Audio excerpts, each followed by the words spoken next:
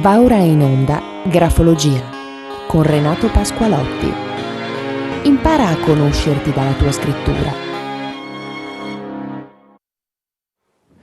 Buongiorno a tutti i radioascoltatori, a tutti i telespettatori di Radio Conegliano Veneto Globe, Renato Pasqualotti, il grafologo.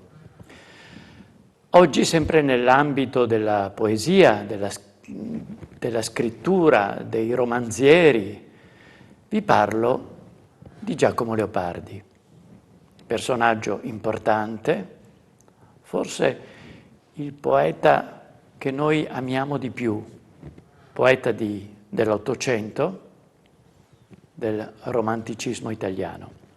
Nato a Recanati il 29 di giugno del 1798, morto poi a Napoli, sempre in giugno del 1837, quindi all'età di 39 anni.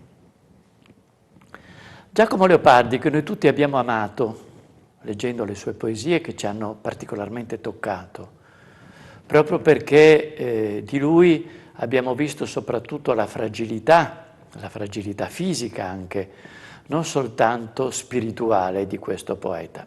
Ma io vorrei dare oggi un risvolto un po' diverso come poi il regista Martone nel Giovane Favoloso ha portato un po' sugli schermi dal 2016, scusate, ha avuto un grande riscontro con il Donatello d'Oro, un film che noi quasi tutti abbiamo visto e che abbiamo apprezzato. Chi era Giacomo Leopardi? Giacomo Leopardi era di nobile famiglia, nato a Recanati, figlio del conte Monaldo e della marchesa Adelaide Antici.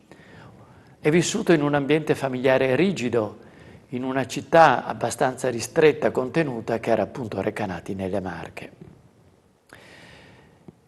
Ha cominciato ad avere dei problemi fisici fin da prima che adolescente, già da ragazzo, perché appassionato alla letteratura, alla cultura dei poeti antichi, passava tutte le sue giornate nella biblioteca del padre, biblioteca molto fornita, isolandosi un po' da tutto ciò che era esterno a lui. Anche dal punto di vista della letteratura c'era questa grande passione, quasi un'ossessione, stimolato appunto dal padre a continuare negli studi. Primogenito, altri due fratelli lo hanno seguito, molto uniti, per lui aveva un grande attaccamento per la propria famiglia. Qualcuno potrebbe dire che essere già del segno zodiacale del Cancro porta proprio il fatto di questa attenzione all'ambiente familiare. La madre però non corrispondeva particolarmente dell'affetto del figlio. È stato più il padre a seguirlo in un modo molto particolare, molto vicino a lui, però con grande rigidità. Giacomo Leopardi ha trovato molto ristretto il proprio ambiente di Recanati e ne è uscito poi per andare a Roma, poi ancora a Pisa, poi a Firenze e in ultimo a Napoli. Era molto apprezzato negli ambienti letterari di allora per la sua poesia, appunto di stile romantico. Ma veniamo alla scrittura di Giacomo Leopardi. Tutti noi ci siamo fatti un po' un'idea di questo pessimismo esasperato di Giacomo Leopardi, ma vorrei vedere nell'ambito appunto della sua scrittura, che come noi tutti sappiamo, la scrittura è qualcosa di inconscio, per cui il nostro carattere, il nostro temperamento, le nostre aspirazioni emergono in modo spontaneo, senza troppo controllo. Ho a disposizione due manoscritti di Giacomo Leopardi, uno attorno ai 19 anni, che è una lettera di ringraziamento, di ossequio, e un'altra, più interessante ancora, che è il testo autografo della poesia alla luna. Andiamo a analizzare la prima parte, il primo manoscritto, attorno ai 20 anni, 19 anni. La scrittura qui è una scrittura prevalentemente regolare, di calibro piccolo, ha una buona tenuta del rigo, è molto accurata, anche perché si tratta, in effetti, di un qualcosa non di getto, come invece troviamo nell'altro manoscritto, ma un ringraziamento, qualcosa di epistolare e quindi sicuramente con maggiore leggibilità. Qui i segni sono ben precisi, c'è una buona tenuta del rigo, le aste sono aste tendenzialmente rette, che quindi sta a dimostrare la sua forza di volontà, c'è un'accuratezza del tratto che indica appunto sensibilità d'animo e un modo poetico di esprimersi, con delle incertezze però che già troviamo in questa lettera, che riguardano soprattutto il movimento che da fluido, quindi da scorrevole, alle volte diventa un po' incerto, che dal punto di vista della grafologia morettiana sta a indicare una condizione di timidezza, di insicurezza, ed è il segno titubante e tentennante. Ben evidente comunque da questo tratto, da questi segni, è la parte che è sotto il rigo. Come noi sappiamo, sotto il rigo noi andiamo a trovare l'espressione dei nostri istinti primordiali. Sono molto segnati, è molto forte tutto questo in Giacomo Leopardi.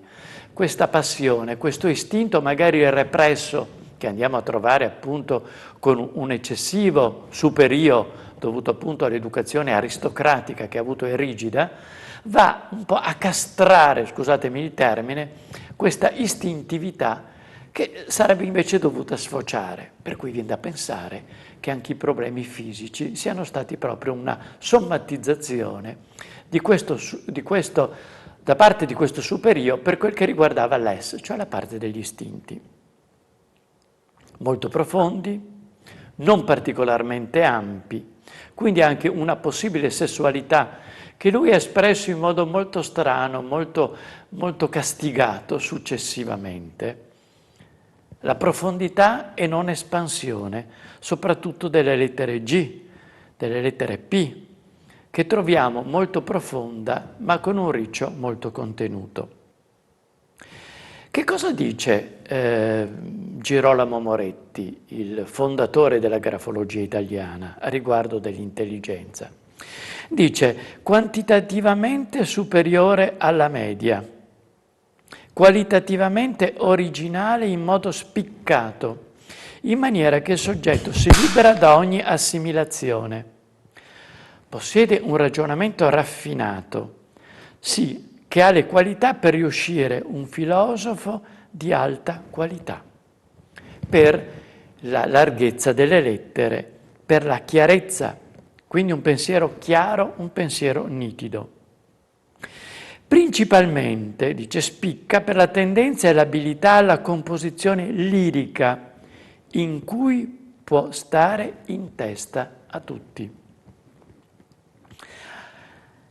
Per quel che riguarda invece il carattere, lo definisce timido, per il segno appunto titubante, per le asse ripiegate verso in avanti, e dice anche questo, in modo un po' bizzarro, quando sta solo grida e gestisce per trovare distensione.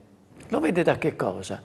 Dal segno della forza dell'energia che è intozzata a primo modo, che però si alterna con un segno in un tratto leggero che è appunto il filiforme, che sta a dimostrare questa grande sensibilità. Ecco qua una cosa curiosa. Lo definisce piuttosto ottimista. Però, sentendo troncate le sue aspirazioni, vinto dalla delusione, si lascia andare all'avvilimento. È fluida, quindi la scrittura è scorrevole, e la scrittura scorrevole è sicuramente indice di ottimismo, cioè di una capacità di entrare dentro le cose, dentro i sentimenti degli altri, anche trovandosi in sintonia con l'ambiente, per cui non possiamo assolutamente definire il carattere leopardiano come persona troppo triste, fondamentalmente pessimista. Lo era perché non trovava il conforto neanche dal punto di vista affettivo. Ma andiamo ora a spostare l'attenzione sul testo più significativo, perché spontaneo, perché immediato, perché non portato alla ricercatezza di un manoscritto di ringraziamento per un servizio ricevuto, che è il testo autografo, il primo testo, che poi è stato rivisto successivamente nel 1832, quindi scritto nel 1819, che è appunto la poesia alla luna. E andiamo a vedere questo testo molto significativo. Perché significativo? Perché questo testo è più spontaneo, fatto di correzioni, fatto di grande tensione. E riprendiamo un po' anche il contenuto. Dobbiamo sempre sapere che il contenuto, se comporta uno stato, una condizione di emotività, fa sì che il tracciato ne risenta di questo. Ecco che quindi troviamo i segni dell'impressionabilità, che per Girolamo Moretti stanno a significare il famoso intozzata secondo modo, quindi quelle sbavature, quelle ingrossature del tratto, proprio perché c'è questa incisività, questa forza dell'emotività che fa premere sulla carta. O graziosa luna, io mi rammento che or volge l'anno sovra questo colle io venia pien d'angoscia a rimirarti. E tu pendevi allora su quella selva siccome or fai che tutta la rischiari. Ma nebuloso e tremulo dal pianto che mi sorgea sul ciglio alle mie luci il tuo volto apparia, che travagliosa era mia vita, ed è, ne cangia stile, o mia diletta luna. Eppur mi giova la ricordanza e il noverar l'etate del mio dolore. Oh, come grato corre nel tempo giovanil, quando ancor lungo lo speme e breve alla memoria il corso. Il rimembrar delle passate cose, ancor che triste, e che l'affanno duri. Ecco qui, questa angoscia che è dentro di lui, che esprime proprio nel testo, la troviamo nella scrittura con questa incisività. Qui il tratto è più spesso, ci sono delle sovrapposizioni, delle ovvie correzioni. Il tratto è molto segnato, le aste entrano in profondità, c'è come un groviglio, c'è tutta una tensione proprio dovuta alla forte emotività. Non possiamo pensare che un pessimista possa scrivere in questo modo. Tutta questa tensione, questi tratti così rigidi, questi tratti delle tei che tagliano nettamente le aste, sono sicuramente di grande tensione, di grande energia, se non proprio fisica, sicuramente spirituale. Allora, in effetti dice così, tende ad essere esagerato circa i suoi sentimenti, ha l'arte di drammatizzare ciò che sente e ciò che gli accade. Tende poi a curarsi nell'avvilimento e dopo essersi cullato si sente meglio. Ha facilità all'intenerimento sessuale, ma essendo artista tende ad incantarsi davanti ad immagini trasfigurate dalla sua fantasia. Quindi questa sensualità che noi troviamo nelle aste, sotto il rigo, fa sì che non ci sia un occhiello molto ampio, perché non viene comunque scambiato con un partner o con qualcuno all'esterno di lui. Rimane dentro di lui, dà solo sfogo a una fantasia erotica. Con questo io lascio tutti i telespettatori al rileggersi le opere di Leopardi, a vedere il film, a rivedere il film con attenzione, Il giovane favoloso, e avere quindi un'idea un po' più positiva di questo straordinario poeta. Buona giornata a tutti. Renato Pasqualotti da Radio Conegliano, Veneto Globe. Avete ascoltato Grafologia, un'esclusiva Veneto Globe e RC Radio.